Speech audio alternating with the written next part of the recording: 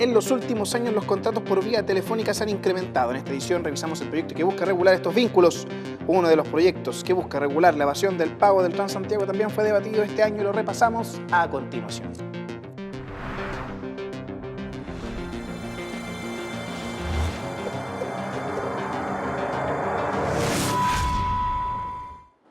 ¿Qué tal? ¿Cómo están? Bienvenidos a esta edición de Senado al Día, donde estamos repasando cada uno de los proyectos que fueron arduamente debatidos el año pasado y también temas ciudadanos que fueron considerados por las comisiones. Comenzamos el repaso de estos especiales durante esta jornada con el que busca regular los contratos por vías telefónicas, y es que todos los años y todos los días inclusive recibimos llamados para ofrecernos créditos, seguros u otro tipo de ofertas.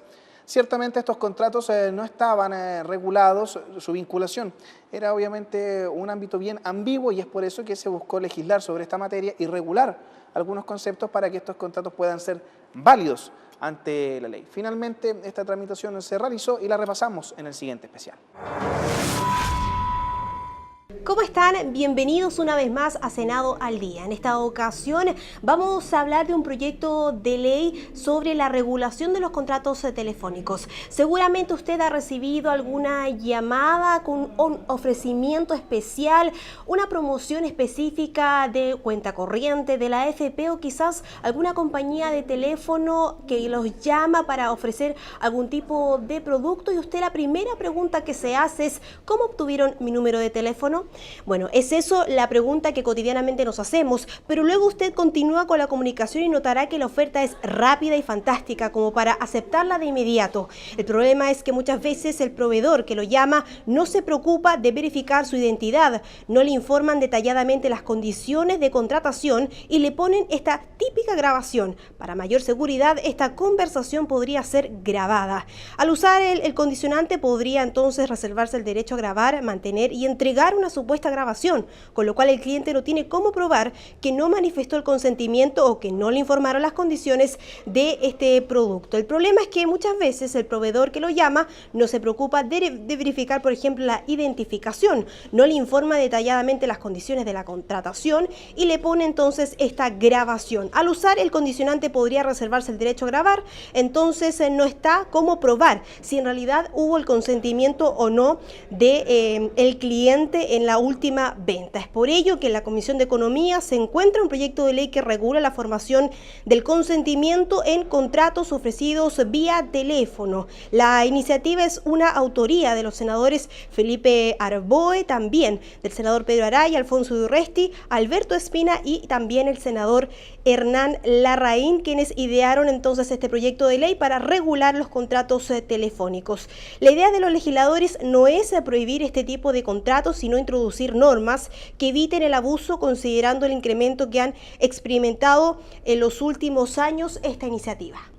Proyecto que regula los contratos vía teléfono y que tiene por fundamento tres aspectos importantes. El primero de ellos, entregar por escrito las cláusulas de este contrato. Además, que el consumidor deba entregar su consentimiento por escrito también. Y lo más importante de todo, que el consumidor pueda retractarse de aquel contrato telefónico.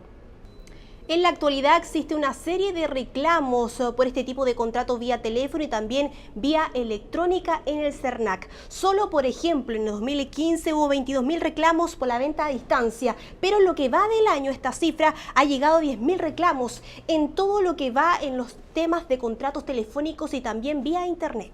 Proyecto que regula los contratos telefónicos, que lo decíamos, está en pleno debate en la Comisión de Economía del Senado, donde se pretende modificar vía indicaciones esta normativa. Durante el debate, los integrantes de esta comisión han detectado ciertas normas que se tienen que modificar. Una de ellas es que muchas veces cuando se tiene la llamada telefónica y se describe un producto, aquello es muy rápido y no se logra entender, y sobre todo los adultos mayores son los más afectados según los legisladores. Es por eso necesario adoptar medidas concisas respecto a cómo promocionar un producto, la oferta, la contrademanda y también que las personas logren entender lo que se está ofreciendo. Es aquello que se discutió en plena Comisión de Economía y pasemos a escuchar a los legisladores.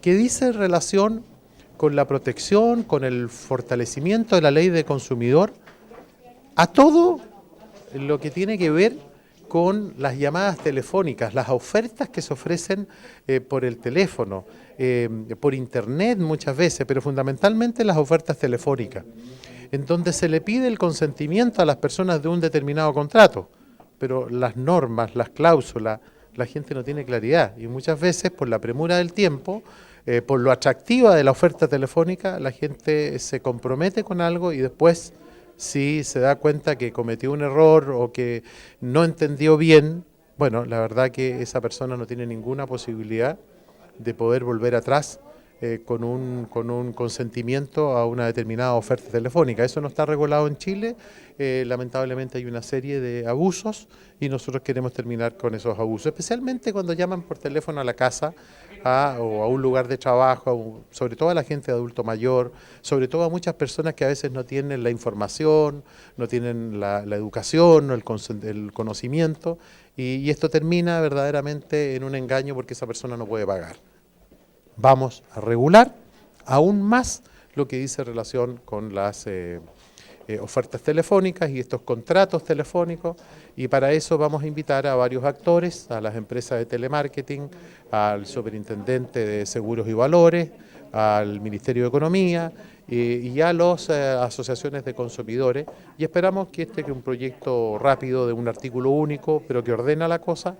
En ese escenario hay que fortalecer la venta a distancia, pero hoy día hemos observado que en la práctica se producen abusos, particularmente dirigidos al segmento de adultos mayores, donde por venta por vía telefónica se llama a las viviendas fijas o teléfonos móviles de adultos mayores, se les ofrece productos donde la explicación no es lo suficientemente clara para que el adulto mayor pueda manifestar un consentimiento informado, y después le dice apriete la tecla 3, 4 y con eso se forma el consentimiento y empiezan los descuentos. Lo que queremos acá es evitar esos abusos, y para eso hemos planteado que el consentimiento en las ventas a distancia tiene que formarse solo una vez que le hayan entregado por escrito, sea por vía electrónica, por un correo electrónico, las condiciones contractuales, las comisiones, los valores, el derecho a retracto, etcétera. Porque lo contrario, lo que se va produciendo es un problema práctico, es que se va desnaturalizando un sistema que es creciente en el mundo. El comercio a distancia es creciente y tenemos que defenderlo, pero también regularlo en favor principalmente de los consumidores. El año 1991 los mismos invitados decían que si se aprobaba una ley del consumidor se acababa el comercio en Chile. Y hemos tenido no solo una ley del consumidor, sino más de 5 modificaciones. Estos mismos invitados fueron los que dijeron cuando yo impulsé la famosa ley DICOM, que si se aprobaba iba a haber incertidumbre en el comercio. Y la verdad es que a más de 4 años de implementación de la ley DICOM, solo lo que ha ocurrido es que hay más beneficios para los consumidores y hoy día no pueden discriminarlo en un trabajo, en la salud, en la educación, por tener una deuda en DICOM. La Comisión de Economía ya aprobó la idea de legislar este proyecto que regula los contratos vía teléfono, y el debate ha sido arduo de cómo poder mejorar la legislación en estos temas. También la norma propone varios ítems importantes. Uno de ellos es que el consumidor dé su consentimiento a este contrato, pero que sea vía escrito, que no se pretenda mejorar este proyecto de ley para que beneficie a un cierto mercado, sino que pueda beneficiar directamente a los consumidores. Actualmente, por ejemplo, hay un plazo extendido para retractarse de 10 días. Aquello se quiere también aumentar vía esta ley. Hoy basta con que la persona diga que sí o que no a un número que le dicta, por ejemplo, a una operadora para poder entonces verificar si desea o no el producto. Aquello se quiere ir mejorando con esta iniciativa, ser más conciso respecto al producto que se está ofreciendo y tener todo vía escritura de este tema que se está entonces resolviendo la Comisión de Economía. Proyecto que ya fue despachado por la Sala del Senado y se encuentra siendo tramitado por la Cámara de Diputados. Seguimos revisando diversos proyectos y un tema netamente de la región metropolitana tiene que ver con el pago del pasaje del Transantiago, pero también con su evasión. Cifras que alcanzan sobre el 50% de evasión mes a mes y que obviamente preocupan a las autoridades. Se ha buscado con este proyecto que está en tramitación poder regular la evasión del Transantiago, además de crear un registro de infractores donde cada uno de los multados pueda ingresar y también al momento de ser cotejados sus datos tenga que obviamente pagar las multas respectivas. Todo esto y más lo revisamos en el siguiente especial. ¿Qué tal? ¿Cómo están? Bienvenidos a una nueva edición de Senado al Día, donde estaremos repasando uno de los proyectos que fue aprobado por la Comisión de Transportes y Telecomunicaciones la pasada semana, específicamente en su sesión del día martes 16 de agosto. Pero para conocer más del proyecto tenemos que remontarnos casi 10 años en el tiempo, vale decir a febrero de 2007. Seguramente muchos de ustedes ya empiezan a hilar más o menos para dónde es que va este especial, porque fue en ese mes específicamente del año 2007 cuando una implementación de CHOC fue la que permitió la implementación y la puesta en marcha del Transantiago, este sistema de transportes en la región metropolitana que más de algún dolor de cabeza le ha traído a los habitantes tanto de Santiago como también de otras regiones de nuestro país. Un sistema que comenzó, como bien decíamos, implementado en febrero de 2007, que fue puesto en marcha de forma gradual. ¿Por qué? Lo decimos de esta forma, a pesar de la implementación de tipo de CHOC, que fue la que permitió que este plan comenzara su funcionamiento, porque muchas de las micros que estaban dispuestas para este plan no estaban funcionando y se tuvo que optar por las micros enchuladas, vale decir micros amarillas pintadas con los colores de en aquel entonces el sistema de transporte. También integraba, por ejemplo, el uso de la tarjeta VIP, que fue la gran novedad en aquel entonces, y también el sistema tenía como plan la distribución en micros tanto alimentadoras como también de tipo troncal. Es decir, el diseño estaba armado para que funcionara de forma correcta. Sin embargo, diversas problemáticas hubo en la implementación. Por ejemplo, que los capitalinos estaban acostumbrados al sistema antiguo, las micros amarillas, que recorrían grandes tramos de la ciudad y llegaban a los destinos que ellos obviamente estaban escogiendo, y por eso el servicio. También tuvo como consecuencia el colapso del metro. Hasta aquel entonces el sistema del tren subterráneo de la capital era uno de los más eficientes del mundo y hoy todos sabemos cuáles son las consecuencias que ha sufrido con varios colapsos y también varias situaciones que han tenido su sistema funcionando al límite de su capacidad.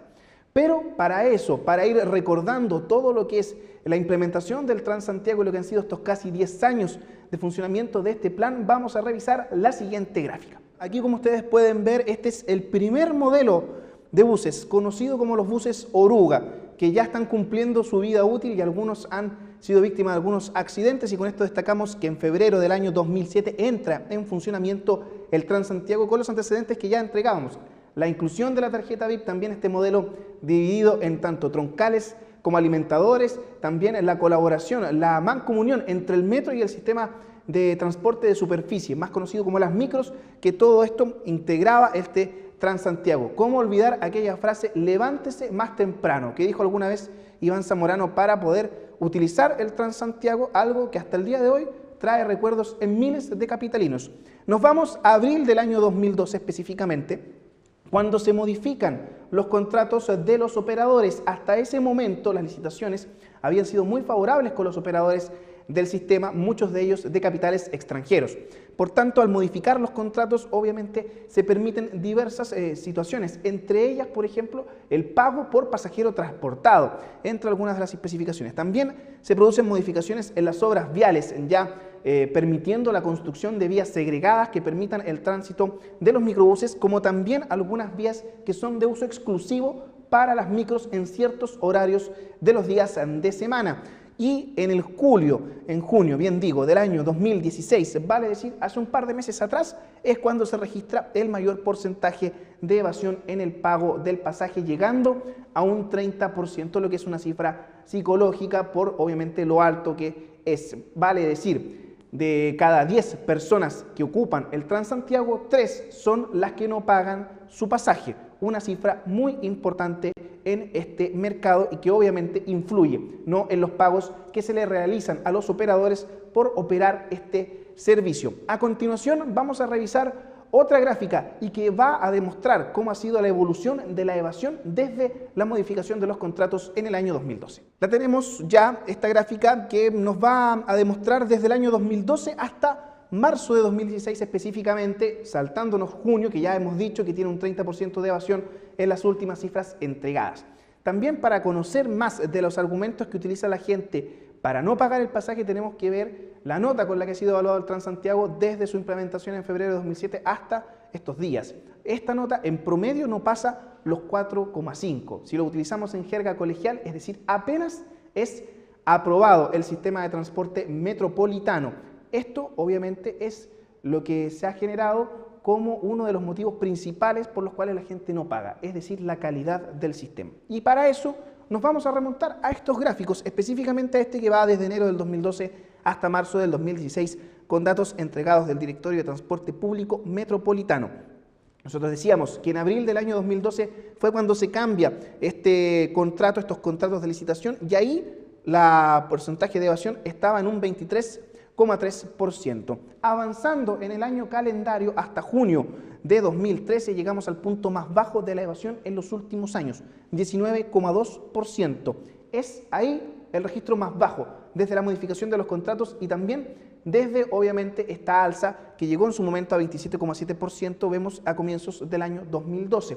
Siempre el sistema de transporte público registró evasión, incluso porcentajes altos, pero obviamente conmensurados por lo que tenía que ver con su funcionamiento. Y desde el 19,2% que se registró en ese mes de 2013, en junio de 2013, vemos que las cifras van subiendo y no bajan del umbral del 20%, llegando hasta marzo de 2016 a un 28%, y ya lo podemos ver en lo que ha sido las cifras que han entregado últimamente, el 30% del mes de junio. A continuación vamos a revisar una línea gráfica que tiene relación con cómo se ha medido obviamente este índice de evasión en el Transantiago. Lo podemos ver, lo podemos revisar, y como ven, la línea se mantiene, la continuidad en cuanto al 19,2% que destacábamos en el mes de junio del año 2013, que es el tope más bajo de evasión desde la modificación de los contratos del Transantiago en abril del año 2012, pasando el 2014, 2015 y 2016, siempre sobre la cifra del 20%.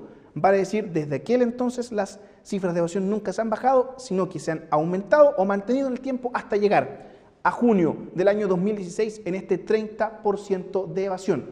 3 de cada 10 pasajeros que ocupan el Transantiago no cumplen con el pago de su pasaje en el transporte público de la región metropolitana. Esto obviamente ha generado diversos problemas. En algún momento se implementaron puntos de prepago, se implementaron multas de hasta 60.000 pesos y la fiscalización en los recorridos del Transantiago. Esto como algunas medidas para poder bajar la evasión, las cuales sirvieron en su comienzo, pero posteriormente no han tenido el efecto esperado.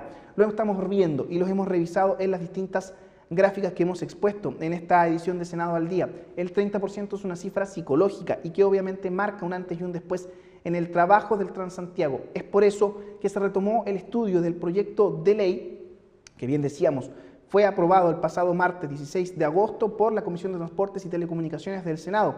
Este proyecto modifica la actual ley 18.287 con el fin de adoptar medidas de seguridad y control en los medios de pago del transporte de pasajeros. Se establecen sanciones y se crea un registro de infractores. En resumen, para hacerlo simple, los puntos más destacados de este proyecto de ley que fue discutido en la comisión y aprobado por esta instancia son los siguientes.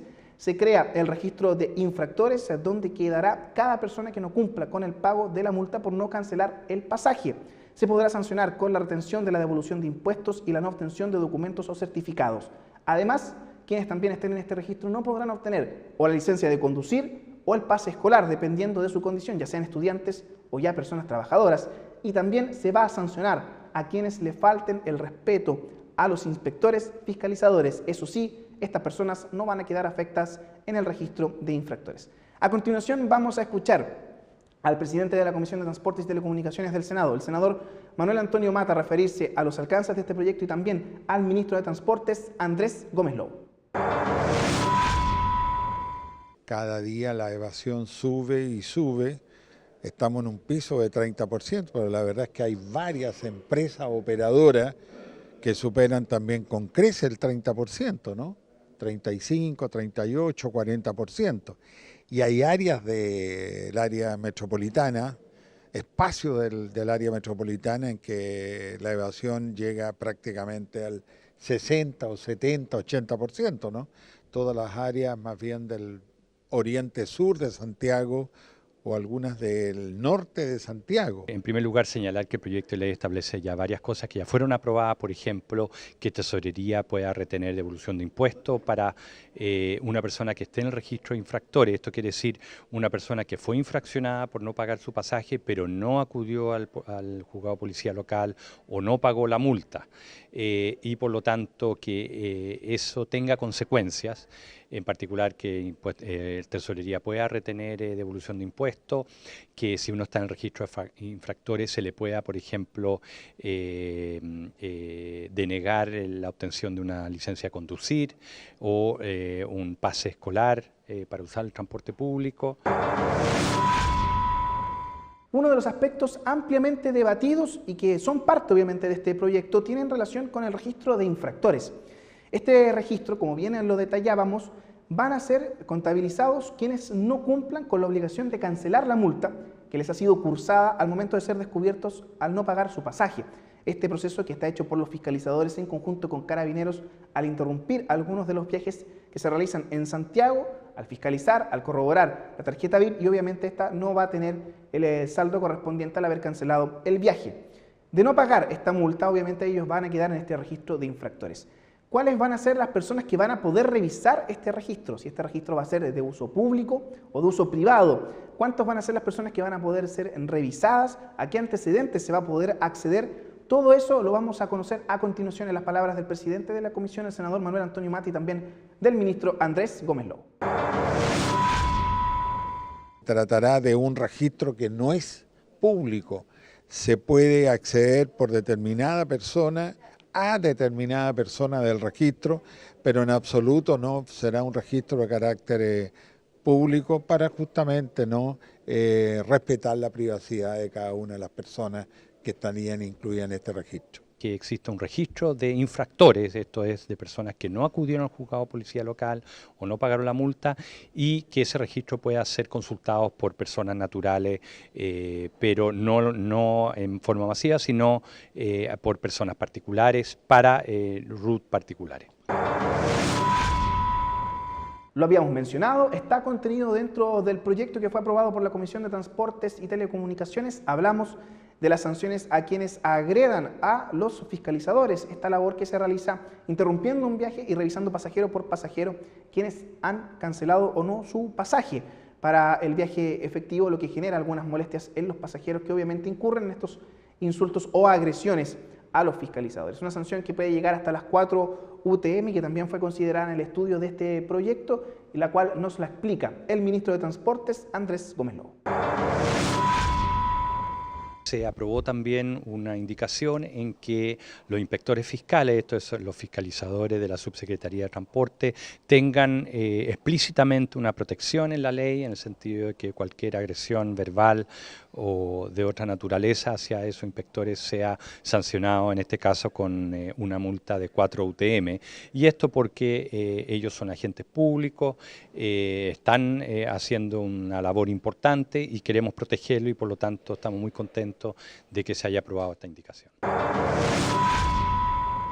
Hay todo tipo de opiniones respecto a este proyecto de ley que busca crear este registro de infractores y también entregar más sanciones a quienes obviamente infrinjan la norma. Una de las personas que ha tenido una voz disidente con respecto a este proyecto es el senador Manuel José Osandón. Si bien el legislador y además integrante de la Comisión de Transportes y Telecomunicaciones considera valioso esta herramienta que se ha otorgado con este proyecto de ley, apunta a que se debe trabajar más y mejorar obviamente el sistema de transportes y que la gente tenga que pagar por un sistema de transporte decente.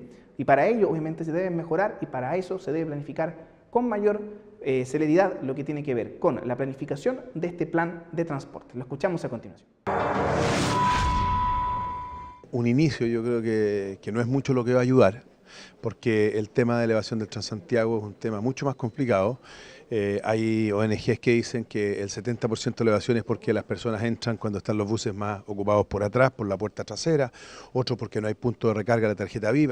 Este es un tema mucho más complicado, pero sí creemos de que los evasores al Transantiago tienen que tener ciertos castigos para empezar de a poco a tratar de recuperar la decencia en esto y que entre todos financiemos un sistema de transporte público decente.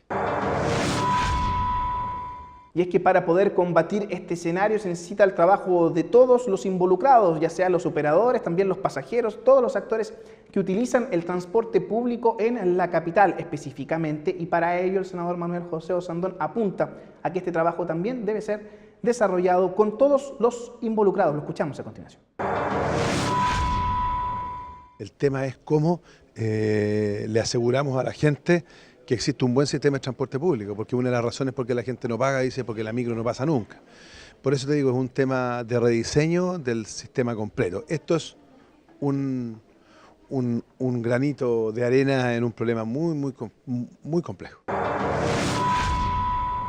Este proyecto ahora deberá ser discutido en la Comisión de Hacienda del Senado, la cual deberá pronunciarse sobre los artículos de su competencia. También otro de los aspectos a considerar durante la aplicación de esta nueva ley tiene relación con el cambio de las licitaciones. Esto se va a producir en el año 2018 y se van a renovar los contratos de concesión en el Transantiago, donde obviamente también este aspecto va a tener que ser considerado por quienes deseen entrar al transporte público de la región metropolitana. Un proyecto que continúa con su tramitación. Diversos proyectos, temas ciudadanos, usted los puede revisar en www.senado.cl. También lo puede hacer en tv.senado.cl, que es el sitio web de nuestro canal. De esta forma llegamos al final de esta edición de Senado al Día. Los dejamos en compañía de la programación que hemos preparado para ustedes. Nos vemos.